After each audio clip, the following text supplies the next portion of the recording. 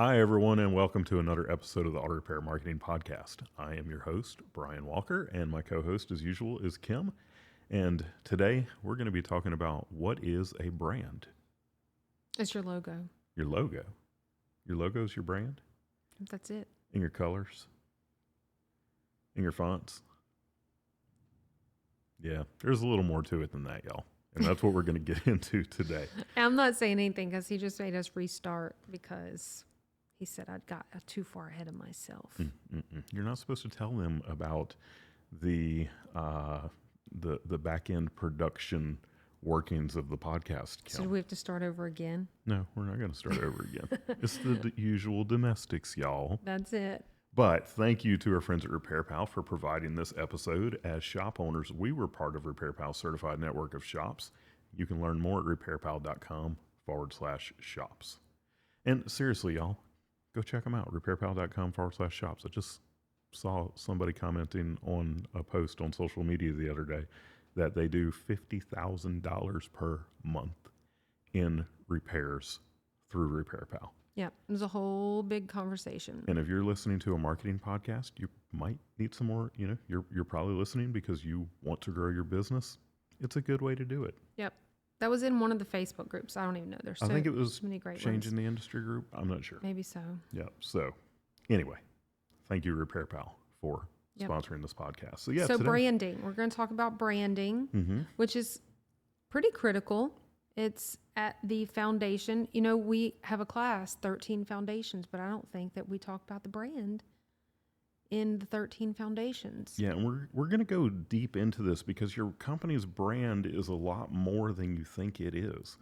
It's not just your logo and your colors and fonts. It goes way beyond that.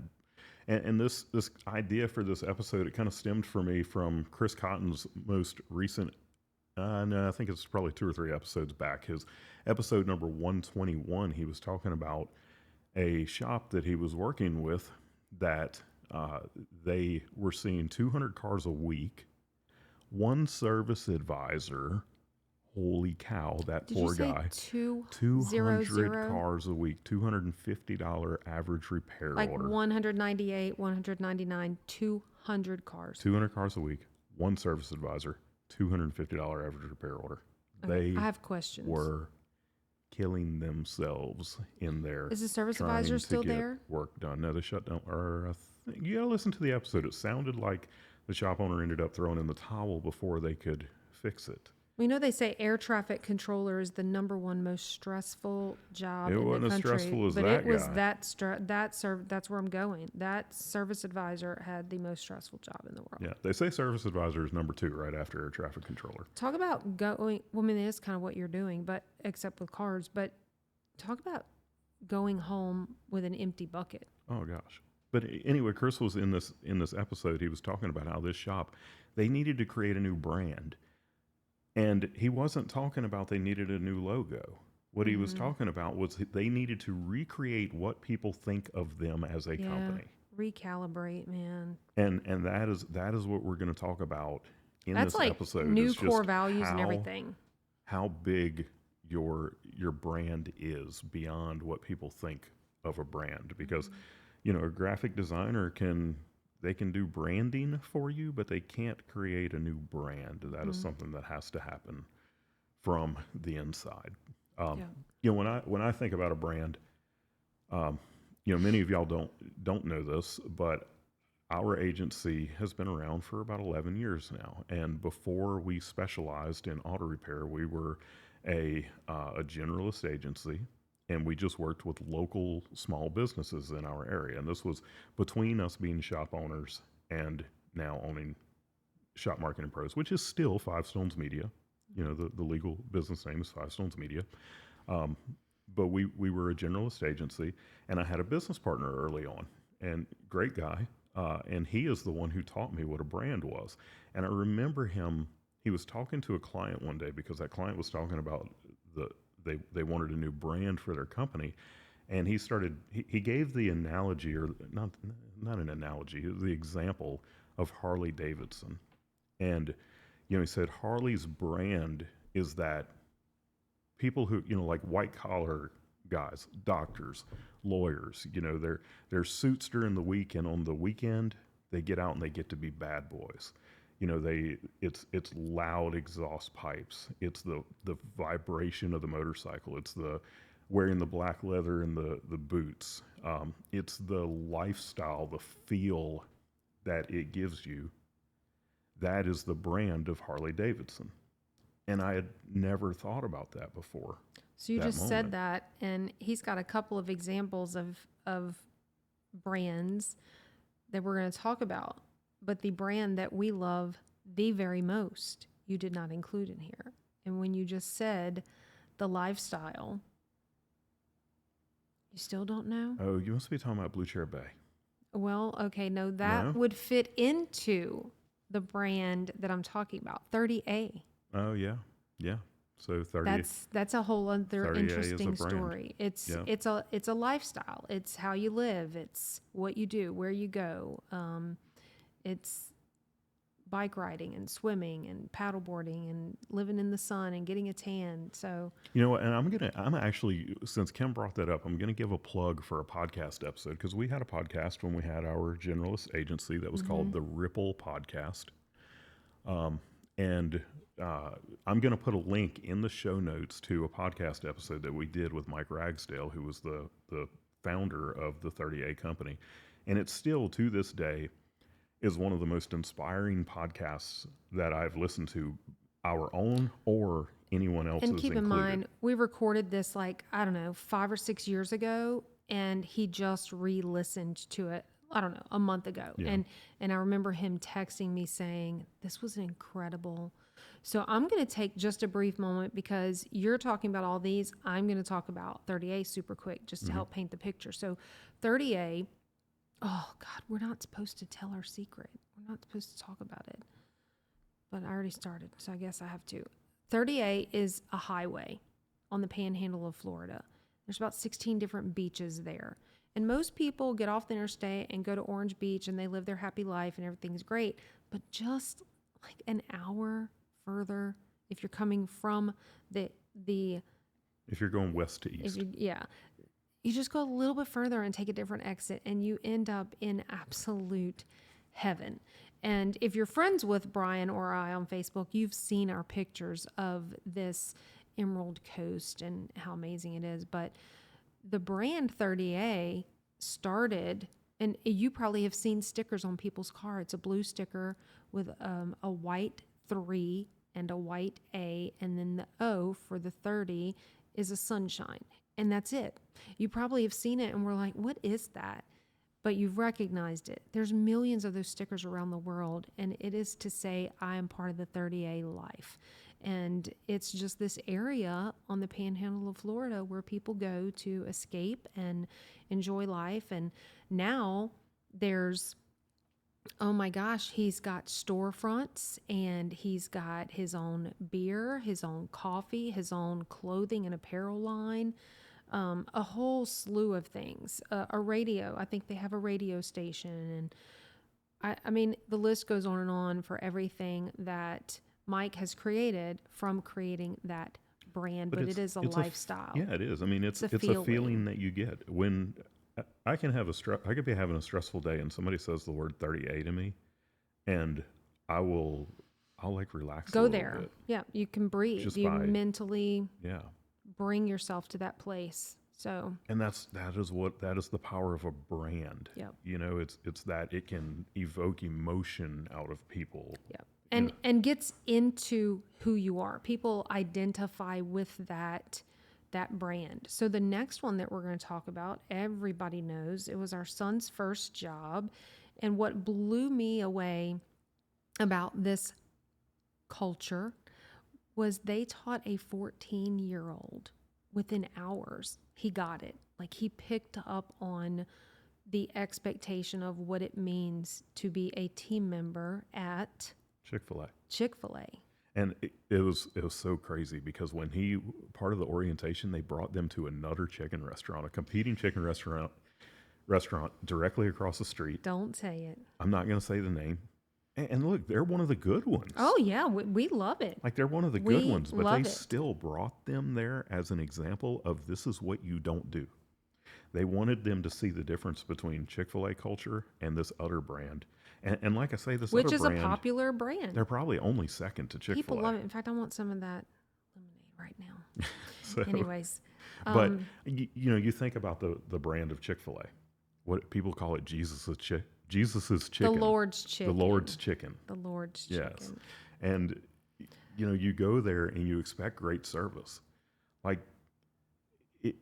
you could literally have people pray for you at the Chick-fil-A. Well, you know, the thing about it is when you think about Chick-fil-A, right? People always talk about the customer service, okay? But what are they doing? They're just being nice to people. And Chick-fil-A is based in Georgia, right? In the South. Oh, look, don't go on your tangent, Kim. I'm just going to say Don't do it. they're taught to be warm and friendly and welcoming. They welcome you when you walk in the door. They tell you goodbye when you leave. They pay attention. You know, they would bring our food. We go sit at the table, and they had made a note that, what's your name? Kim. They put it in their system. What we tell you.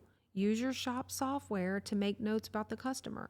So they're saying brown hair, white dress, named Kim. So when the food comes out, they're walking around looking for a brown hair girl wearing a white dress, and they're like, Kim. And I'm like, yes, like we're friends, like I know you. That's Southern hospitality. And so that customer service is part of the brand of who they are. And what's the two words? It's a joke. My pleasure. I mean, yeah. But the power of that brand, okay, and I hadn't been to a McDonald's in years, all right, but if I went to a McDonald's and I got bad customer service, you expected it. I would like be mad. You know, I might say something to somebody. You know, I'm not the most patient person in the world. You told me not to go off on my tangent. But it's different because at Chick-fil-A, look, let me tell you something. They say they're fast food. They're not fast food. You go to Chick-fil-A, you can wait 20. I've probably waited 30 minutes before on a bad day. You weren't happy though. And no, I wasn't happy, but I was nice and I was respectful because their brand, their culture rubbed off on me. So I'll accept it from them because they're so nice there. Whereas I won't accept it at a McDonald's where I expect to have somebody roll their eyes at me. Yeah. Well, one thing about it is that you drove up. You were expecting the culture that you're used to having when you go there. So on the off day, you extend some mercy because you're like, they must be having a bad day. Yep. All right. It's not normal. So then let's talk about one, and I don't know how many people are going to know this brand because it's kind of an East Coast thing, I think. I don't know. I don't know. I've never been there. I'm surprised to even... There's a restaurant called Dirty Dick's, and they are known, like they're going to insult you if you go there. That is their thing. I'm not going there because I'll cry. Yeah, I'm not going there either. I don't want to be insulted. I don't want to have people be rude to me. That they're intentionally rude. It's their shtick. Are they the ones that make a hat and put it on your head and it's like dunce and you dumbass or whatever it is? And no, I've never been there and I'm not going because I'm too emotional, too sensitive, and I'm also 50. And so if you catch me on the wrong hormonal day, I might come back at you. So I'm just not going to go there. So, you know, your brand can go the other way also, except that people do that because they see the comedic value in it. Yeah. And I'm not down with it. Yeah. But, you know, so my point in that one was just to say, you know, that your brand can go both ways. Well, before you go to the next one, let me just say that all of these examples, one thing that we did not include in here, I don't think, is core values, right? So core values, I think, have to come before you build out your brand so that, and don't get me wrong, some people, you know, we created our core values after we started our company. So it's not like a rule, but that helps build out who you are and the feeling that you want to. I can't help but think that if we went and looked up Dirty Dick's, that one of their core values is probably going to relate to people leave with that I can't think of the word, but something that lets you know you're going to feel this. If you go to their website, I can't help but imagine that somewhere on there, it's going to let you know the experience you're going to have when you get there. Yeah. Yeah. And we're going to talk about how you create these pieces of this brand, that we're talking about, because it's not about getting a logo designed, if I hadn't said that 8 times already. So, I think about our shop, Peak Automotive. When, our brand, we were known as the best. But one of the things that we really drove home, and Kim took this, and we've talked about it in a few episodes, but she was listening to a client talk to our service advisor one day, and she overheard, like, the service advisor asked, "How'd you hear about us?" And the lady said, "Well, my friend told me that y'all were great with women." Yep. And she took that and ran with it. And that was before being a female friendly shop was cool. Matter of fact, it was, if any of y'all that know of Ask Patty, and I always have to make sure that I enunciate that right. Ask Patty. Yeah. That Kim was on their first board of directors because of Advisory panel. Okay. She was on their first advisory panel because of what she had done with Peak Automotive and the brand that we had created around being female friendly. Yeah, So, Jody was actually Googling female friendly auto repair and found our shop and called me. And I was like, oh, wait, who is this? And so that was a very fun thing. But that was like, people knew that about us, and we would have guys that would come in and they'd be like, "Is it okay for me to bring my car in?" And they were just joking, of course, when they said it. But like that was the brand that we had created. The other thing that we were thought of in our community was we're expensive. And you mean now? Then we were then too. Yeah, then and now. So I mean, we are.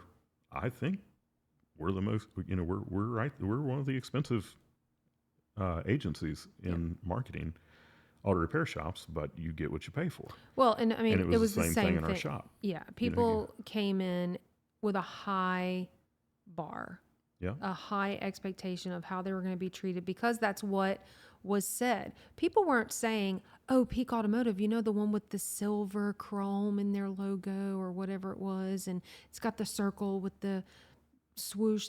They're saying, "No, you need to go to that shop that treats women great." Right. And that's the feeling that we wanted them to have. So, yeah, I mean, we did not have to deal with price shoppers much. They just avoided us. Yeah. So, what does your brand say about you? And I would say most shops. And when I say most shops, I'm not talking about the shops that are listening to this podcast. I'm not talking about the shops that are members of industry groups and all of that. I'm talking about most shops, as in every shop in the country. That's when I say most shops. That's who I'm talking about. I would say that their brand says nothing about them. Yeah. Like absolutely nothing. And you can ask. We had an advisory panel of our own, and we would talk to them occasionally about when we wanted to do something new or switch things up or whatever it might be. Ask your customers about the feeling they get. And that is a podcast episode we need to do, is about having an advisory panel. That's true. Yeah. So remember that. We're going to make note of that. But what is it saying about you? What do people think about when they think about your shop? And we can't answer that question. We don't know. We don't know who you are as the listener. But how do you build a brand? So that's the natural segue there. Yeah. And first of all, you have to pat yourself on the back. You have to say the things about your shop that other people are not saying, because that's where it's going to start, is with you. You can't depend on everybody else to just go out there and spread the word for you. Well, in the past, when we would work with startups and we would help them with their brand, one of the questions we asked them before we designed their logo or chose their fonts or their colors for them, we asked them, what feeling do you want to evoke in your customers? You want your customers to experience you, and say what? And that's something that you have to think about, and you have to really decide is what is your own expectation of what they're going to leave with. Yeah, and this is going to sound like the woo stuff that you hear from like Tony Robbins and all these people, but you have to start saying about your shop Mm-hmm. the things that you want people to think about your shop, Yep. Speak it into existence. and you say it to your customers, but you especially say it to your team Mm-hmm. because they are the ones who are going to pick up on these things. And when you start saying things enough, then you start doing the actions that make those things true. Yep.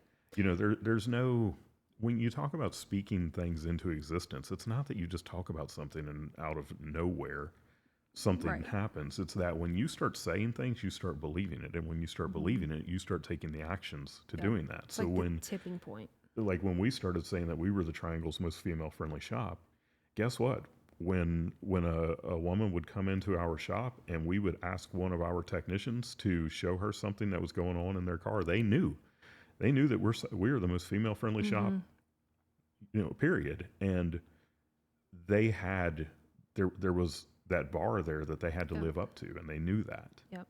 So, first of all, for those that don't know, he just said Triangles, most female friendly shop. We were in the Apex area just outside of Raleigh, and Raleigh, Durham, Chapel Hill is considered the Triangle. And I want to back up a little bit because we started saying that because someone else said it about us. So we did not set out in business, and someone that designed our logo, they didn't ask us, what feeling do you want to evoke? And we said, oh, we want women to feel heard and appreciated and valued. It happened naturally.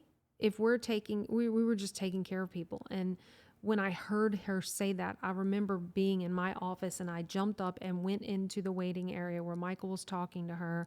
And I was like, wait, what did you say?